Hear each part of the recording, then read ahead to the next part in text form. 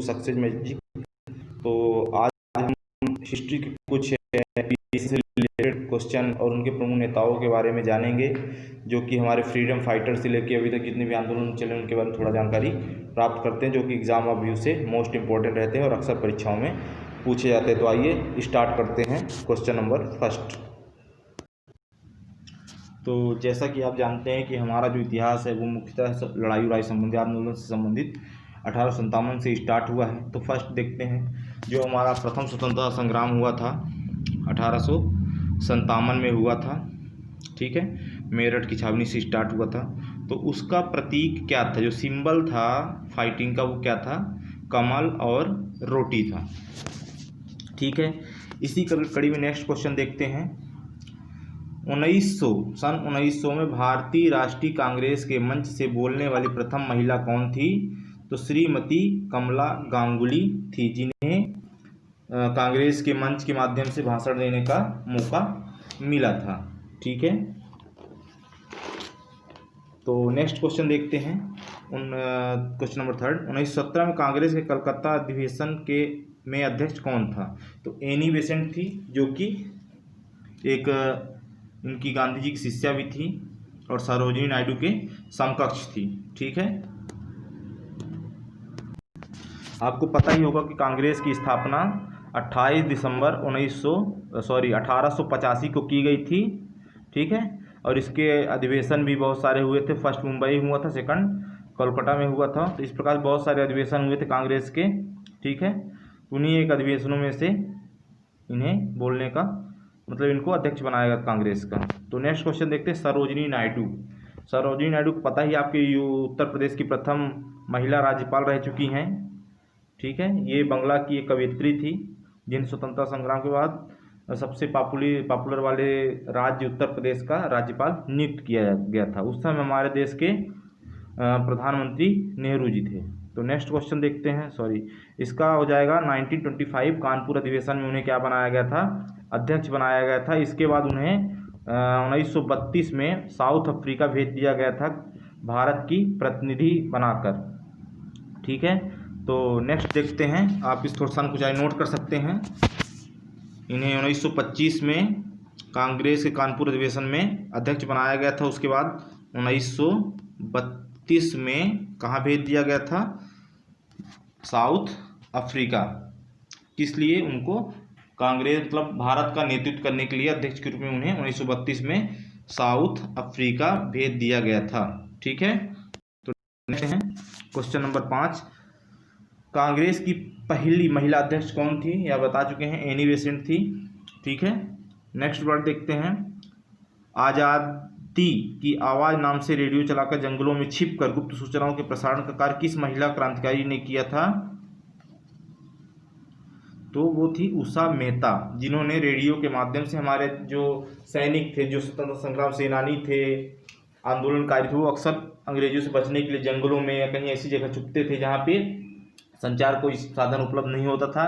तो उन्होंने यह मन की आवाज़ चलाकर, जिस पर हमारे मोदी ने मन की बात कार्यक्रम चलाया रेडियो के माध्यम से, उसी तरह उषा मेहता जी ने यह कार्यक्रम चलाया और हमारे क्रांतिकारियों को बहुत सारी सूचनाएं देती रहती थी। तो नेक्स्ट क्वेश्चन देखते हैं। तो कांग्रेस के संस्थापक एओ ह्यूंग कांग्रेस के अध्यक्ष कब बने? तो ये जो ह्यूंग थे, एक अंग्रेज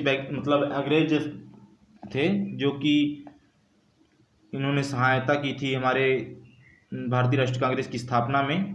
तो हमें बताया गया था 28 दिसंबर 1885 को भारतीय कांग्रेस की स्थापना हुई थी और ये जो थे 1912 में इनकी मृत्यु हो गई थी। इसके अलावा भी एक अंग्रेज व्यक्ति थे जिन्होंने अप्रत्यक्ष रूप से भारतीय राष्ट्रीय कांग्रेस की स्थापना में उनकी सहायता की थी।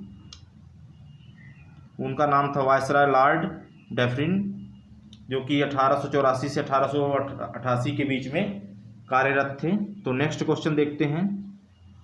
जलियांवाला बाग हत्याकांड 13 अप्रैल 1919 को हुआ था। उस समय कांग्रेस के अध्यक्ष कौन थे?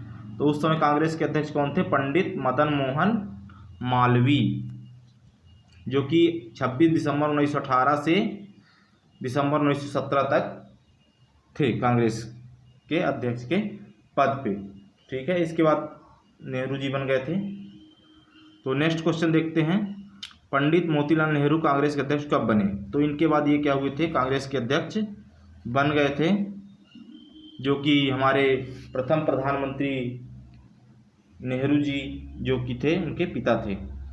तो इन्हें 1919 में बनाया गया था कांग्रेस का अध्यक्ष।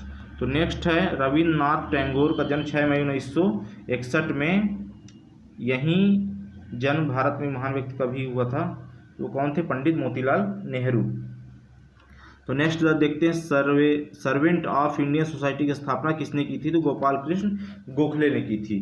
नेक्स्ट वर्ड है, नासिक के जैक्सन हत्याकांड के प्रमुख अभियुक्त कौन थे? तो वो थे अनंत कन्हेर। तो नेक्स्ट क्वेश्चन देखते हैं, 13 नंबर, इंडियन मिरर नामक पत्र के संपादक कौन थे? तो इंडियन मिरर के संपादक कौन थे? केशव चंद्र सेना। पिट्स इंडिया एक्ट कब पारित हुआ?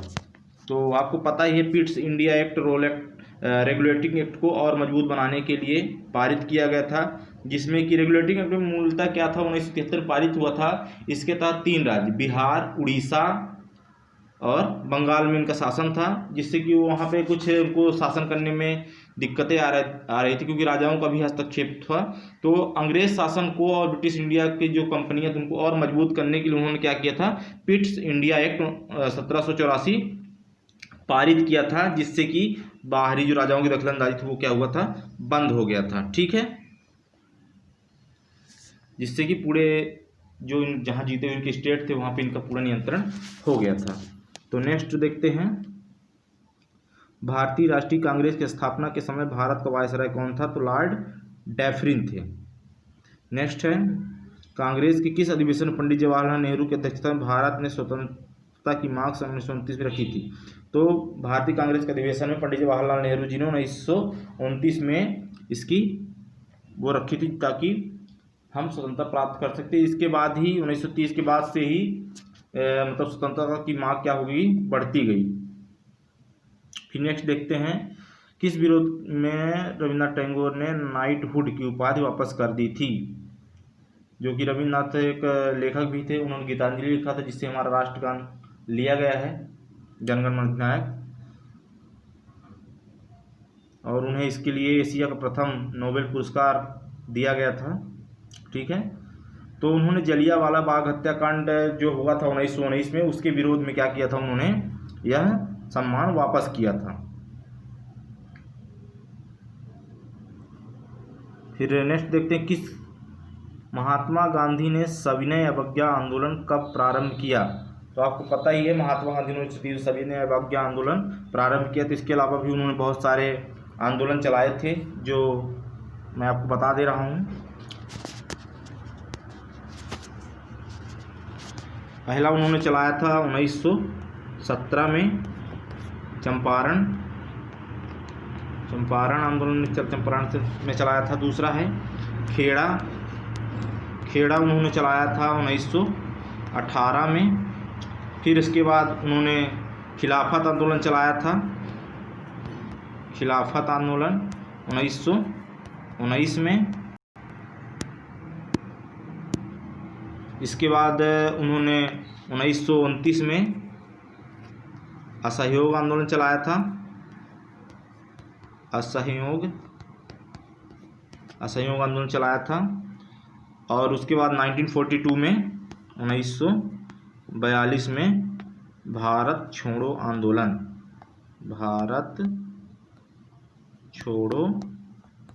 आंदोलन भी चलाया था। इस प्रकार से गांधी जी ने कुल 5 आंदोलन चलाए थे, जो मैंने आपको बता दिया था। उसके अलावा और बहुत छोटे से मोटे चलाए थे, जैसे साउथ अफ्रीका में जाकर उन्होंने चलाया था। तो वो भी कुछ महत्वपूर्ण है, जो कि ज़्यादा इम्पोर्टेंट नहीं है, तो इनको आप ध्यान से देख लीजिए और इनको फोकस कीजिए। नेक्स्ट देखते हैं, आज़ाद हिंद फौज की स्थापना का निर्णय कब लिया गया? तो यह 1942 में बैंकॉक के इंडियन इंडिपेंडेंस लीग की सभा में लिया गया था, स्थापना करने की, जो भारत की सेना के लिए। इससे पहले भी आज़ाद हिंद सेना की स्थापना हुई थी, जो कि अफगानिस्तान में हुई थी, और उसकी स्थापना राजा महेंद्र प्रताप सिंह ने की थी 29 अक्टूबर 1915 को। तो इसे आप नोट कर लें कहीं पे, 29 अक्टूबर 1915 में अफगानिस्तान में, नोट कर लीजिए इसको आप, अफगानिस्तान में किसने की थी? तो राजा महेंद्र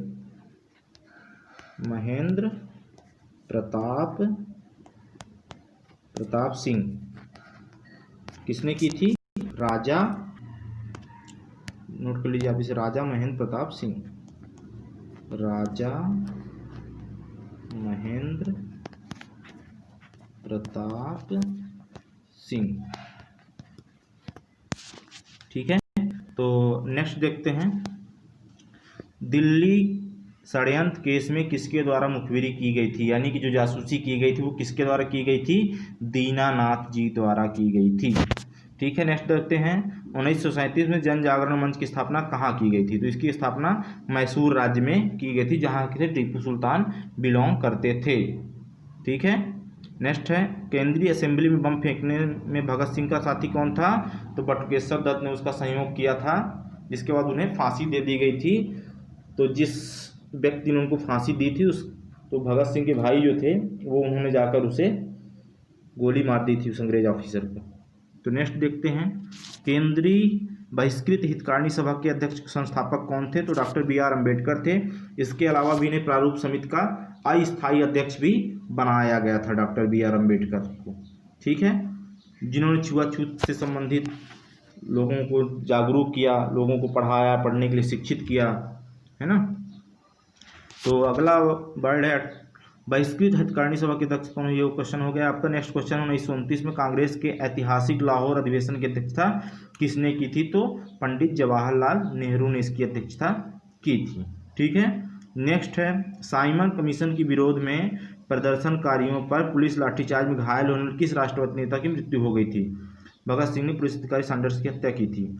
तो आपको पता होगा, जो गरम दल के नेता हमारे लाला लाजपत राय थे, जो कि लाल बाल पाल के नाम से जाने जाते हैं, लाला लाजपत राय के लिए, बाल बिपिन चंद्र पाल के लिए और बाल गंगाधर तिलक के लिए बाल शब्द यूज किया जाता था, लाल बाल पाल। ठीक है, तो ये 3 व्यक्ति थे गरम दल के नेता। तो आइए देखते हैं अगला question, doctrine of passive resistant की रचना किसने की थी? तो ये एक बुक है, तो इसकी रचना अरविंद घोष ने की थी, जो कि संबंधित बहुत अच्छी बुक है। भारतीय कम्युनिस्ट पार्टी को किस वर्ष गैर कानूनी घोषित किया गया?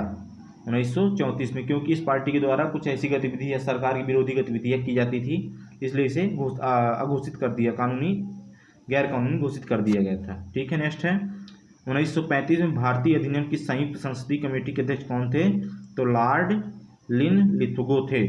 नेक्स्ट क्वेश्चन है, जिन्ना ने किस दिन को मुक्ति दिवस मनाने का आदेश मुसलमानों को दिया था? तो जिन्ना ने 22 दिसंबर 1939 को मुसलमानों को यह मुक्ति दिवस मनाने के लिए कहा था। नेक्स्ट है, सोवियत संघ में हुए कम्युनिस्ट अंतर्राष्ट्रीय के द्वितीय अधिवेशन में किस भारतीय ने भाग लिया था? तो मानवेंद्र नाथ जी ने भाग लिया था। क्वेश्चन नंबर 36 है, 1923 में विधानसभा चुनाव में स्वराज्यों को किस राज्य में बहुमत हासिल हुआ था? तो वो राज्य क्या था? मध्य प्रदेश है, जो कि हमारे हृदय प्रदेश के नाम से भी जाना जाता है। ठीक है, यहाँ मुख्यतः सोयाबीन की खेती होती है, और भी डेटा पीथम छोटा बहुत सारे ऐसे मतलब इंडस्ट्रियल एरिया हैं, जैसे सिंगरौली है, वो ऊर्जा राजधानी के रूप में जाना जाता है। और इंदौर जो छोटा मिनी मुंबई के नाम से जानता है, भोपाल तालाबों की नगरी के नाम से जाना जाता है, और महलों का शहर मांडू कहलाता है। तो इस प्रकार से बहुत सारे मतलब MPGK हैं, इसके बारे में एक वीडियो आपको मैं बना कर दूंगा, तो आप लोग बने रहें। और नेक्स्ट क्वेश्चन देखते हैं। तो अगला है, अखिल भारतीय किसान सभा की स्थापना किसने की, कब हुई थी? तो 1936 में हुई थी। खादी विद्रोह का नेतृत्व किसने किया था? नीरज सिंह ने खासी विद्रोह का नेतृत्व किया था, जो कि मुख्यतः उत्तरी पहाड़ियों अंग्रेजों द्वारा सड़क निर्माण किया जा रहा था, तो वहाँ की जनजातियों को जबरदस्ती काम सड़क के का निर्माण कार्य में लगाया गया था, जिसका विरोध तीरथ सिंह ने इस विद्रोह का नेतृत्व करके विरोध किया था। अंततः यह विद्रोह क्या किया गया था, अंग्रेजों के द्वारा कुचल दिया गया था। तो नेक्स्ट देखते हैं क्वेश्चन। वारेन हेस्टिंग ने 1772 में प्रयोग के तौर पर लगान वसूलने का अधिकार किसको दिया था? तो वो दिया था ठेकेदारों को। मतलब उन्होंने डिवाइड कर दिया था, ताकि एक एरिया डिवाइड कर दिया था, किसका आपको कर उगाना है और हमें देना है। नेक्स्ट क्वेश्चन है, मुस्लिम लीग की सीधी कार्यवाही दिवस का संबंध किस वर्ष से है? तो 1946 से है। डॉक्टर भीमराव अंबेडकर ने आज़ाद हिंद फौज के अधिकारियों अंग्रेजों के विरुद्ध मुकदमे की पैरवी की थी? उन्होंने कभी नहीं किया। स्वतंत्रता संग्राम में त्रिकुटलाल बाल और पाल में कौन भारतीय राष्ट्रीय कांग्रेस के अध्यक्ष बना? तो लाला लाजपत राय कांग्रेस के अध्यक्ष बने थे और उनके कांग्रेस के अधिवेशन में ही उनकी मृत्यु हो गई थी। इनका जब ये साइमन कमीशन का विरोध कर रहे थे कि साइमन कमीशन वापस जाओ और काले झंडों के द्वारा किया था, तो उन्होंने अंग्रेज अधिकारियों जब लाठीचार्ज करवाया तो उनकी मृत्यु हो गई थी। तो नेक्स्ट क्वेश्चन देखते हैं। मोहम्मद अली जिन्ना का 14 सूत्री प्रस्ताव किसने विरुद्ध किया था? तो नेहरू रिपोर्ट में विरुद्ध किया गया था प्रस्ताव को। तो अगला क्वेश्चन, भारत छोड़ो आंदोलन के दौरान कांग्रेस का रेडियो संचालन का श्रेय किसे दिया जाता था? उषा मेहता को। जैसा कि पहले बताया गया है, उषा मेहता ने क्या किया, जो हमारे रेडियो के माध्यम से हमारे क्रांतिकारियों और नेताओं को क्या करते थे, ये इंस्ट्रक्शन देखते थे कहाँ कहाँ क्या कैसे क्या करना है ना, उसके माध्यम से अपने संदेश भेजते थे। तो अगला क्वेश्चन है, भारतीय राष्ट्रीय कांग्रेस के प्रथम मुस्लिम अध्यक्ष कौन थे? तो बदरुद्दीन तैयब जी थे। ठीक है। नेक्स्ट क्वेश्चन है, बी.आर. अम्बेडकर ने गोलमेज सम्मेलन की कितनी बैठकों में भाग लिया था? तो बी.आर. अम्बेडकर ने तीनों में भाग लिया था, लेकिन किसी भी उसमें अध्यक्षता नहीं की थी। ठीक है। तो आपको बताते हैं गोलमेज सम्मेलन और कहाँ हुए थे। तो फ्रेंड, जो हमारा पहला गोलमेज सम्मेलन हुआ था 1930 में, 30 से जनवरी 1931 तक, यानी कि नवंबर, दिसंबर, जनवरी 3 महीने चला था। दूसरा हमारा गोलमेज सम्मेलन हुआ था सितंबर 1930 से दिसंबर 1930 तक। और तीसरा हमारा गोलमेज सम्मेलन हुआ था 1932 से नवंबर 1932 से दिसंबर तक, यानी कि 2 माह। ठीक है। तो ये डेट आप याद कर लें या लिख लें। तो फर्स्ट आप लिख लीजिए, हम सम्मेलन जो है वो कब से कब हुआ था, 1930 से 31 के बीच में 3 माह हुआ था। ठीक है। दूसरा जो हुआ था वो भी सितंबर, अक्टूबर, नवंबर, दिसंबर 4 मंथ के लिए हुआ था। 1930 से 30 के बीच में ही हुआ था, सितंबर से दिसंबर में। तीसरा हुआ था आपका नवंबर से दिसंबर, 2 माह हुआ था 1932 में। तो नेक्स्ट क्वेश्चन देखते हैं, भारतीय राष्ट्रीय कांग्रेस के प्रथम मुस्लिम अध्यक्ष, ये आपको बताया जा चुका है। तो अपन आते हैं क्वेश्चन नंबर 49 पे, बाल गंगाधर तिलक कितनी बार कांग्रेस के अध्यक्ष बने? तो बाल गंगाधर गरम दल के नेता थे और वो कभी भी कांग्रेस के अधिवेशनों के या कांग्रेस के अध्यक्ष, मतलब कांग्रेस के अध्यक्ष नहीं बने। ठीक है। नेक्स्ट क्वेश्चन है, एशियाटिक सोसाइटी के संस्थापक कौन थे? तो विलियम जोन्स थे। ये कुछ 50 अति महत्वपूर्ण क्वेश्चन थे जो एविएशन से रिलेटेड पूछे जाते हैं। तो आप इनको मेमोराइज कीजिए, अपने दोस्तों को शेयर करें ताकि उनको भी महत्वपूर्ण जानकारी प्राप्त होती रहे और आप सफलता की ओर अग्रसर होते रहे। बहुत बहुत धन्यवाद फ्रेंड। ये कुछ कांग्रेस के अधिवेशन हैं जिसे आप देख लीजिए, जो अक्सर परीक्षाओं में पूछे जाते हैं। ठीक है। इनको थोड़ा देख लीजिए, आप स्क्रीनशॉट ले सकते हैं, वीडियो को पॉज करके आप स्क्रीनशॉट ले सकते हैं। ये कुछ महत्वपूर्ण कांग्रेस के सभी जितने भी अधिवेशन अभी तक हुए हैं उन सभी के बारे में बताया गया है इसमें। तो आप इसका स्क्रीनशॉट लेके आप इसको देख सकते हैं। इन सभी को देख लीजिए आप। ये सभी कांग्रेस के अधिवेशन के बारे में बताया गया, जैसे कलकत्ता अधिवेशन कलकत्ता मुंबई में ही होते थे। तो ये देख लीजिए, है ना, सभी को आप देखते जाइए। ये हमारा कानपुर जिस सरोजिनी नायडू जी बनी थी, जो कि यूपी की प्रथम गवर्नर थी। नेक्स्ट इसी तरह देखते हैं, ये सभी महत्वपूर्ण अधिवेशन थे। ठीक है। ये गांधी जी के द्वारा चलाए गए प्रमुख 6 आंदोलन हैं जिन्हें आप देख लीजिए। उनमें 1930 का नहीं दिया गया है। ठीक है। इसी कड़ी में कुछ और भी मैं आपको जानकारी देता हूँ।